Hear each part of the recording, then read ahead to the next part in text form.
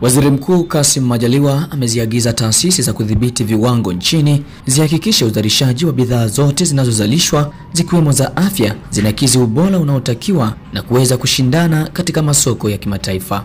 Ametoa agizo hilo Alhamisi Machi 20, 2025 baada ya kuweka jiwe la msingi la ujenzi wa mitambo ya kuzalisha oksijeni kwa matumizi ya hospitali, ambapo amesisitiza kuwa soko linatakiwa liwe na bidhaa salama, bora na zinazokubalika kimataifa. Mitambo hiyo inajengwa katika ofisi za TOL Gases Temeke jijini Dar es Salaam.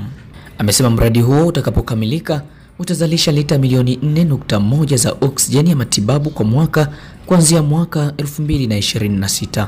Aidha, waziri mkuu amesema kuwa mradi huu unaunga mkono juhudi endelevu za serikali kuhakikisha oksijeni kwa ajili ya matibabu inapatikana kwa urahisi katika kila kituo cha huduma za afya hapa nchini. Elia Jackson Lupembe, hii ni News Update Media.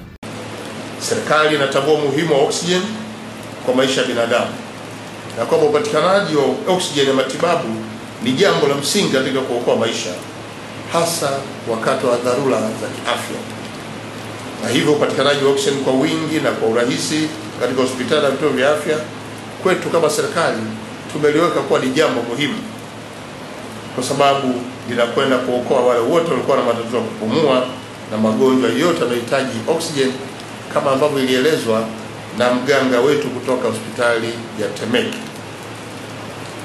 Ndugu wadau, mradi huu wa TOL Gas utakuwa na manufaa makubwa kwa taifa letu, kwa sababu unakwenda kuboresha upatikanaji wa gesi ya oksijeni kote nchini mpaka ngazi za wilaya.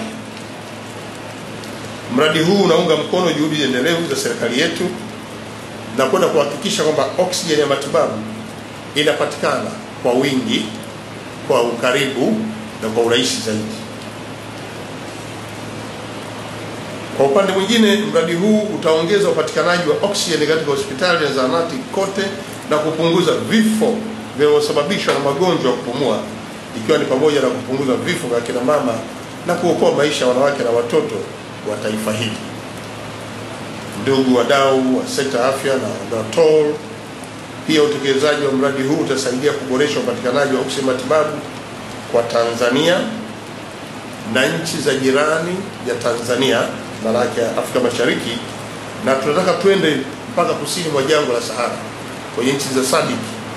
Na nimeona TOL kwa maelezo yao wana uwezo wa kusambaza gesi maeneo yote haya, na nimejulishwa kwamba mradi huu unapopanuliwa unatarajiwa kuzalisha lita milioni 4,105,000 za oksijeni ya matibabu kwa mwaka mmoja kuanzia mwaka 2026.